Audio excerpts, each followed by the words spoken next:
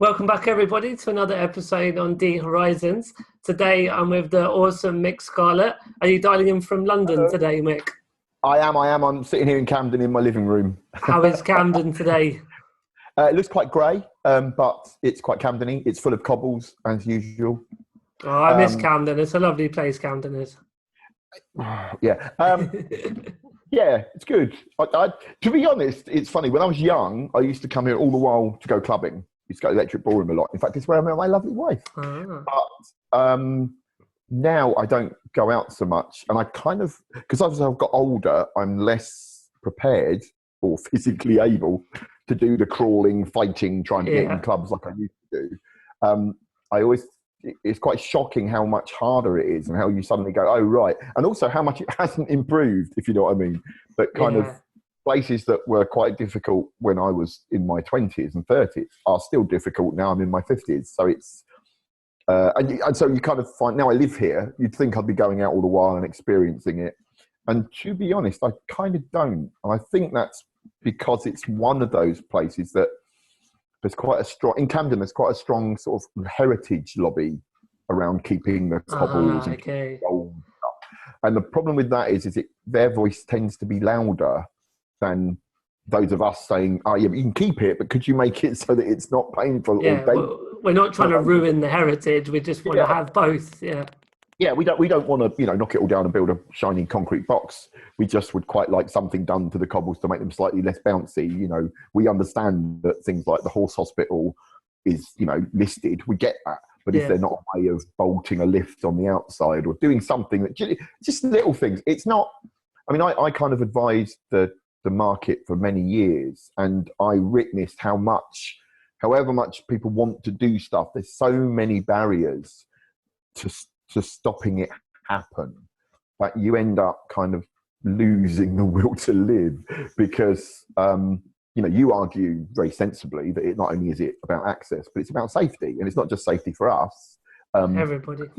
Very uneven cobbles cause a great deal of injury for all different types of people. But at the end of the day, the people that go, but they're old, win, and they win a lot. So it's kind of, so I don't do that anymore because I got fed up with not getting anywhere. And I kind of now do a thing where I kind of pop into Camden, go shopping, do a bit, leave. I suppose that's lucky because I live here, but I wouldn't say it was somewhere you could go easily. I've always planned to do a kind of guide where you go around and go, this is because there's all places like there's loads of lifts that you don't know about, and there's all little entrances that allow you to get into places quickly, and all of those are mostly hidden from the public. So living here, I found them all out. So one day I will do that, but I'm just too busy. Equal combination.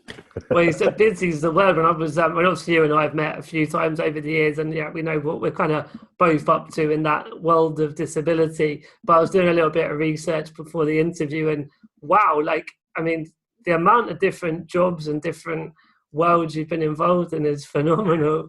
So, for the viewers, obviously, I think everyone's going to know who you are on D Horizons anyway, but give a little bit of a bio, but then sort of be good to hear a bit more about the 80s and 90s work you're doing as well. Yeah, cool. Well, I was born in 1965, and where's the camera? This is me when I was born, little baby, and I was born with a rare cancer called an adrenal neuroblastoma, and back then it was pretty much incurable. Goodbye, so long, hasta la vista, baby.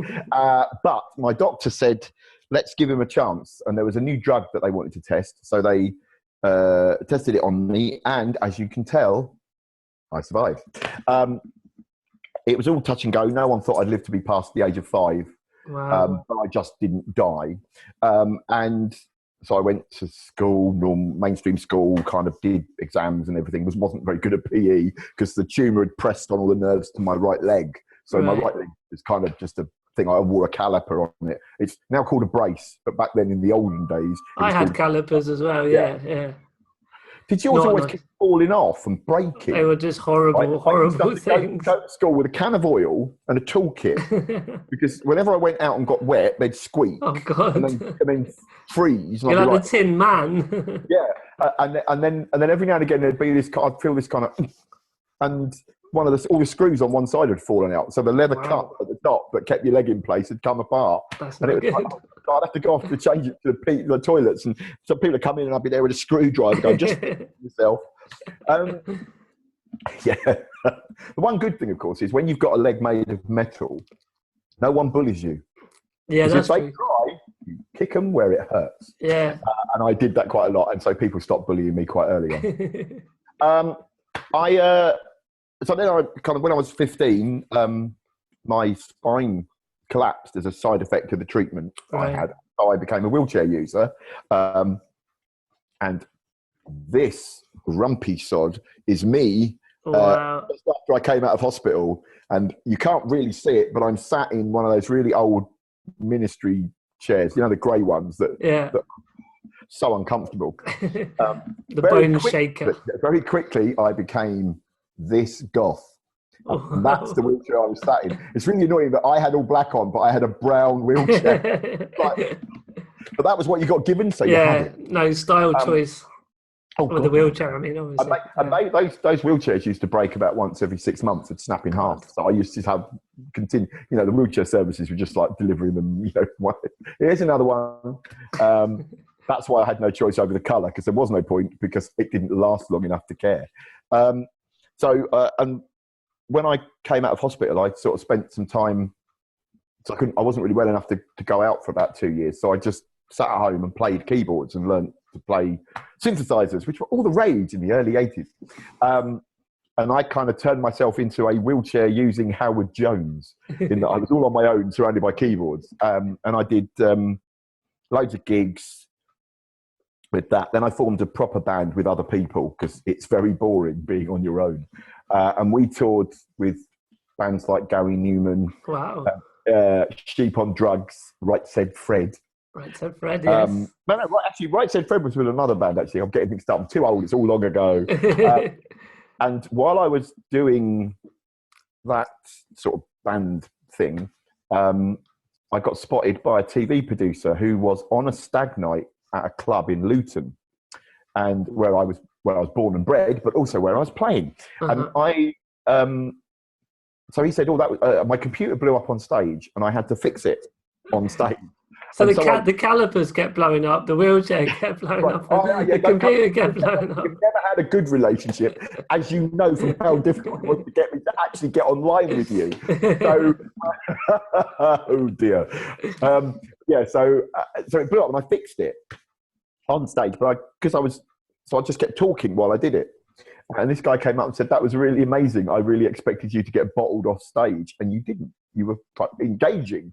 Would you like to do a screen test for television?" So I said yes, because I thought there's money in television.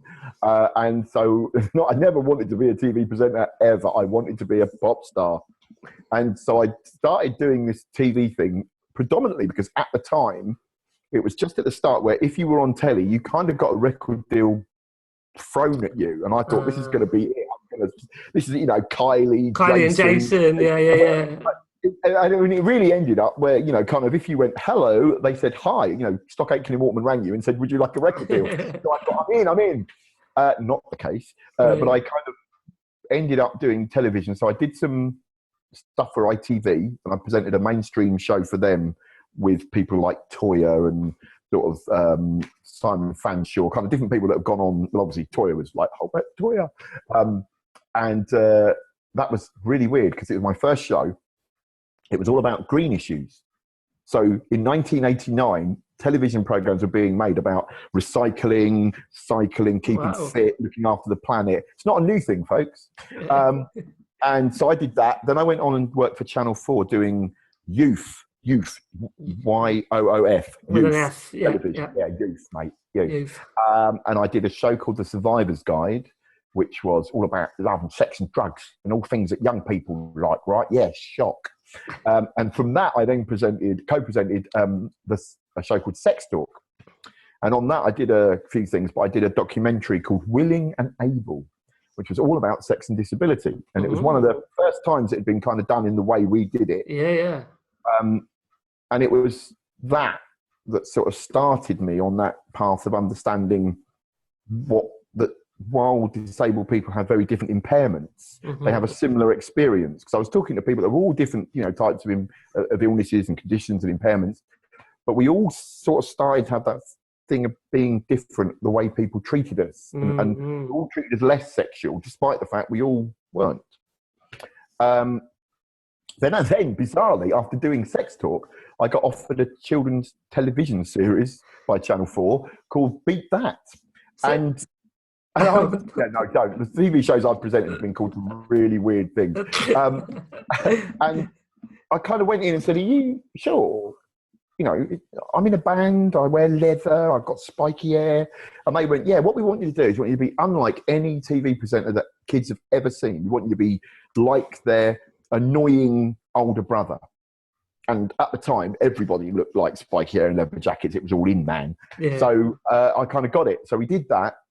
And that ran for 2 years and was really groundbreaking because it was a disabled presenter and then 4 non-disabled kids and 4 disabled kids. You get them together and then you'd go run a restaurant or go to France or put on a fashion show. And they'd have a week to go from nothing to doing it. And we didn't do anything. They had to do it all. And we just filmed the anarchy that ensued. And it was really sweet because none of these kids had mixed. So all the disabled kids and all the non-disabled kids had never met. They just got put together. And really firm friendships got made. And, that's awesome. Lots of, there was a couple of times when disabled girls that kind of really didn't think that they were pretty met non-disabled boys who all just went, oh wow, you're so pretty, and they could see them kind of go from being I don't feel very secure to kind of, oh my god, life's gonna be great. And it was really sweet because they were all at that sort of that age where they were still finding themselves. So it was a really lovely program to be part of, and it won loads of awards. I mean, it won an Emmy, it got a BAFTA nomination, it was sold all around the world. So that program kind of made me globally famous. I've got covers, I've got magazines from America and Australia and Canada. Anywhere that spoke English knew who I was for a brief period. Amazing. And when was this around, roughly? Sort of 1990 to 92, the program ran. Right, okay. And then I got offered a show on the BBC called Wham Bam Strawberry Jam. Don't. Right, which is a poetry show. And it was me and Rick Mail. So it was, wow. Yeah, so it's really cool. And it was aimed at a much lower audience, so it's under 8s instead of 8s to 16s, which the other program was aimed at. And at the same time, so I did start doing that, and I was in a band, and we were doing gigs. And the Daily Mail, as usual, got hold of it and kind of went, "Is this the right man to present children's television?" And it was a non-story. It kind of went, "He wears leather and he's got funny hair, and he goes to clubs, and it's all a bit weird." And so anyway, so kind of the BBC said, "Oh, I don't know if we should carry on with this." And I went, "I agree," because it became really unbearable because they kind of followed me everywhere. Oh, wow. So I kind of thought, right, I'm going to go in, and I was lucky. I went into kind of news and magazine-y stuff. So I then went to work at the DPU, the Disabled Programs Unit at the BBC, and presented there from the edge for about 10 years. Wow. And everything was going lovely. I'd just been offered the lead presenting job on their new version of Tomorrow's World that was going to go ahead. And then I had a car accident and I broke my back again. Oh, God. So I was quite It's ill. good that you can laugh about it now. But... Well, I mean, it was annoying because my career kind of just died because I got iller and iller and iller because no one spotted it immediately. Right. Because, of course, when you break your back, the way they tell is that you can't feel your legs. Well, I already didn't do much with my legs, so they didn't know. And it took them 3 years to find the split, the fracture. Okay. By which time I was really unwell. And taking, morphine like it was sweeties and God knows what to get rid of the pain. Yeah. And because of my image and reputation in the industry, everyone thought I'd become a heroin addict. So people were like, "Oh, we can't work with Nick; he's a junkie." And I didn't. And it was funny because I still hadn't really found the confidence to tell everyone about the fact that I lived with chronic pain. I didn't think that was something I kept to myself. Yeah. So I then had to go and have surgery again. And that meant I kind of had to retire from television, really. So I went and trained to be an access consultant and was going along merrily, earning lovely. I mean, it's very good money. It's much better than being a TV presenter, a disabled TV presenter. I will tell you that at the moment, there's all this thing about pay disparity. Yeah. And one of the things that's always been really bad in the industry is that disabled people don't get paid the same as everyone else. It's really bad. So, yeah, and still isn't that great now. It's almost like we are fighting the same battles as other minority groups, but we're just a few decades behind in the awareness. The thing is it's truthful. Almost every single protected characteristics under the Equality Act, we are all fighting the same thing. We want fairness, we want equality, we want to be included, we want our talents to be recognised, and modifications made to allow us to prove our worth. But yeah, what has happened more and more is we've all splintered.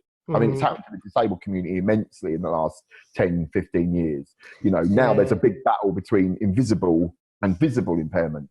And it's like, no, we all, well, one, I don't know about you, but I may have a wheelchair, I may be, you know, that visible, but I've also got lots of invisible impairments that mean that, that I understand what it's like to have an invisible impairment too. It's just that I have this visible bit. And I think that we should all be fighting together. But I think bigger than that, I think all excluded groups should be fighting together. I don't think it's, you know, women and, you know, the LGBT or the BAME community. I think we should all work together, because then we outnumber, you know, white middle class men by a lot. What do you think the common sort of areas can be? Because that's the key, isn't it? You want a few bits that all of the people we're talking about can agree on it. Obviously, not focusing on the differences. Because when I did the train to be an access consultant, what I soon learned was that what you really want to do is not do accessible design, but do inclusive design. So you design buildings that work for everyone. And a great one at the moment is the toilet thing. So you've got an accessible toilet, and you've got all the invisible impairment community going, well, we want to use it too. Brilliant. Why not just make all toilets accessible? So that they're big enough to get in, and you have no gender, because you don't need it, because they're all individual cubicles. Then you can use them if you're disabled, but you can use them if you're not, right? You can use them if you have an invisible impairment. You can use them if you're a parent. And then you could have changing places toilet to take the place of the accessible toilet. That would be the extra provision, but all provision is accessible. And those are the crossovers. I do a lot of work now advising business on how to be inclusive, how to make their business models work so they can attract more talent from different areas of the world, with different communities. And trying to make them understand that for some, an adaptation could be reasonable. So something like working from home when required is a reasonable adjustment for some, if possible. But why not make it available for all? Why not say, we offer home working when it works for the job you've got to do to all? So if you're a parent, you can, it means if you're ill, you can work at home. So you could be in bed with a flu and go, I can just get that report done. So you actually get more work out of your work. Rather than just not be at work for a week. Yeah, exactly. It saves you loads of money on premises, because you then need to start hiring smaller buildings that have meeting spaces. And there's loads of benefit stuff. And it's things like that we all benefit from. But they are kind of something I would say, need to offer as a reasonable adjustment to some. But then why not just offer it to all? Then you're not making it so that disabled people get something that other people don't. Do you know what I mean? Not special treatment, basically, as well. And that's my sensible job now. I still do all the journalism and stuff, because after I did all this training and I started wearing suits and my hair went a bit brown and everything. And then the BBC did a documentary on the history of disabled people in television. And they left me out. I was so livid, absolutely livid, that I immediately the next day went right and rang around everybody I'd ever known in television, and within a week I was back on, because people remembered me. And kind of since then, I haven't done a lot because I don't want to give up. Like lots of the TV people I've met have sort of said, well, you're a bit outrageous for now. You know, it kind of worked in the 90s, but you're a bit weird now. But I kind of, no one's offered me, you know, like the one show or something. So I'm not going to tone it down. And also, I'm happy being me. So then the training and the access stuff where I used to wear suits and tie, I've now kind of made that weird as well. and now I've kind of got this niche where I'm just like, I have a foot in two sort of camps. I train business and customer facing staff around inclusion. Yeah. And then I work in the media doing journalism and reporting on television if anyone wants to hire me. At the moment, I'm talking about a couple of gigs that if they come off would be quite fun. One about health and fitness, me at 52, and another job for the BBC that might involve me going in a submarine, but I can't say any more than that. Oh, wow. That sounds very exciting. I wonder if all the upswing in all the technology, I'm thinking particularly blogs and social media, that you say you got your sort of one foot in both camps, but being able to write and make videos on Instagram and YouTube and all that, it's sort of, on the one side, it's a good marketing tool for a business, but on the other hand, it's a great way to just be creative and engage with people. And you can get as big audiences now with social media as you do with the old school BBC sort of stuff. My wife said, I don't know, late 90s, we should start getting into this podcasting thing, vlogging, the thing to do, mate. You'd be great at it. And I didn't.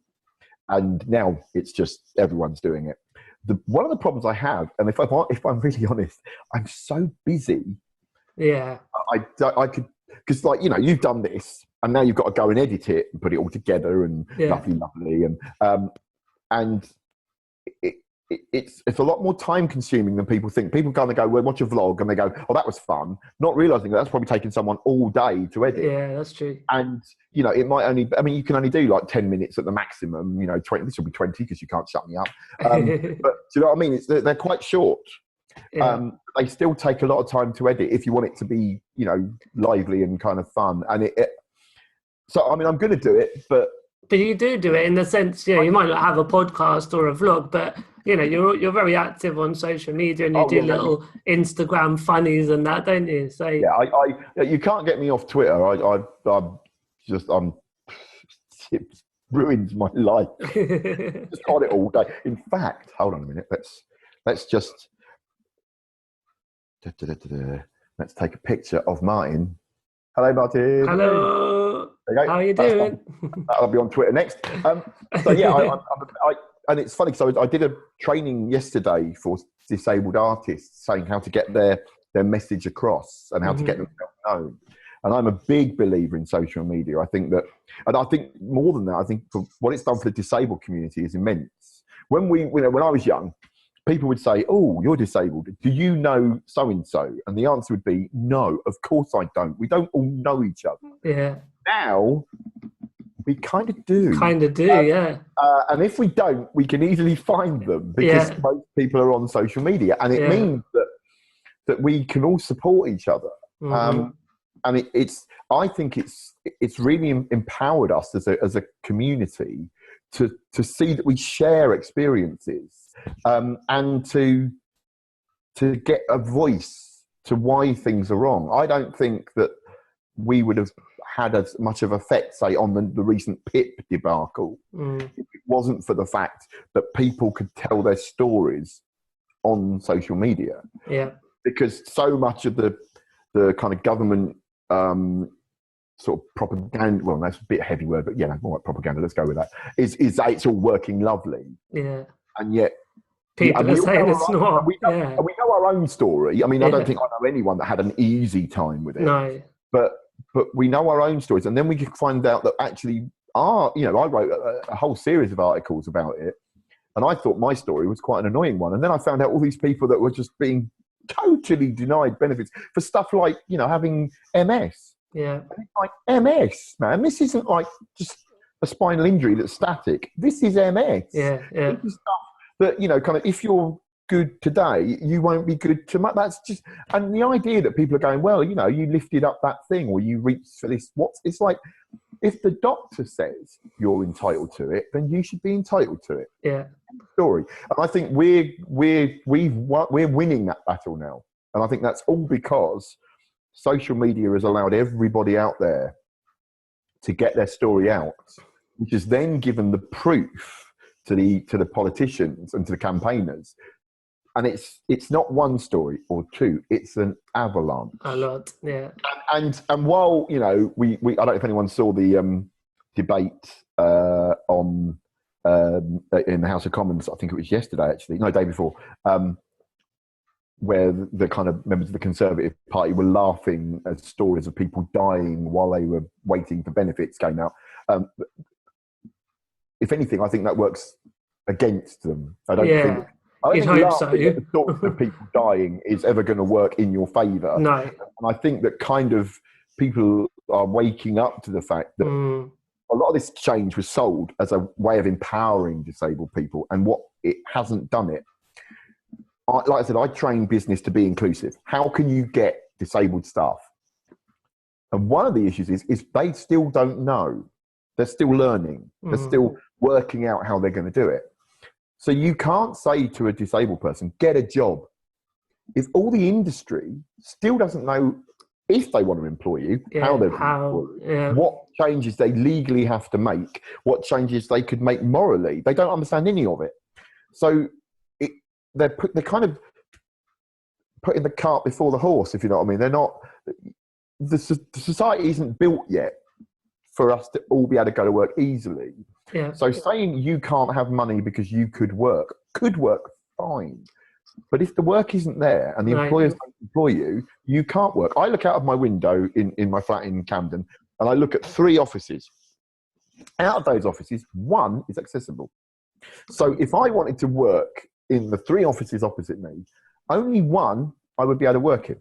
And that in itself means I don't have the same chance to work as anyone else. Yeah, yeah. When I was young and I started getting like disability living allowance, well, back then it was called mobility allowance and attendance allowance.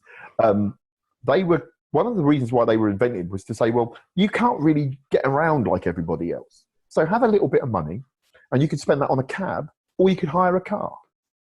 And that's, you know, attendance allowance. Well, you have a bit of trouble putting your shoes on because you can't quite reach them because you're back. So why don't we just give you a bit of money and then your mum or your wife or whoever could put them on for you, which would save the country tons of money because we don't want to send a nurse in every day to put your shoes on and then take a nurse at night to take them off again. And that's how it was viewed by everyone. Now, everyone just thinks, all right for you on your piles of money.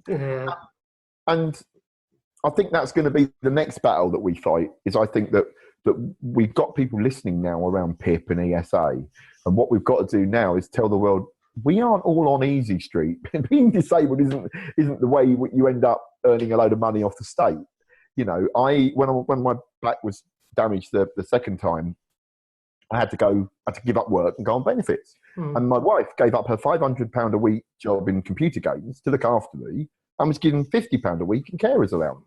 Now, you know, so rolling in it. We went from having, you know, nice money to having, I mean, I think it was less than £15,000 between 2 people, all in, including rent and council tax. So there's no way when you see these stories of, Scrounger claims £500,000 benefit fraud. It's like, one, it's not impossible they could have got that much, but 2, something no one ever mentions. If you're pretending to be disabled to get benefits, you're not disabled. No. It should be. It's very different. Non-disabled person scrounges. What about the poor disabled people? But it's never that. It's always, you know, a person pretending to be in a wheelchair. You know, they might all be pretending. And you're like, come on.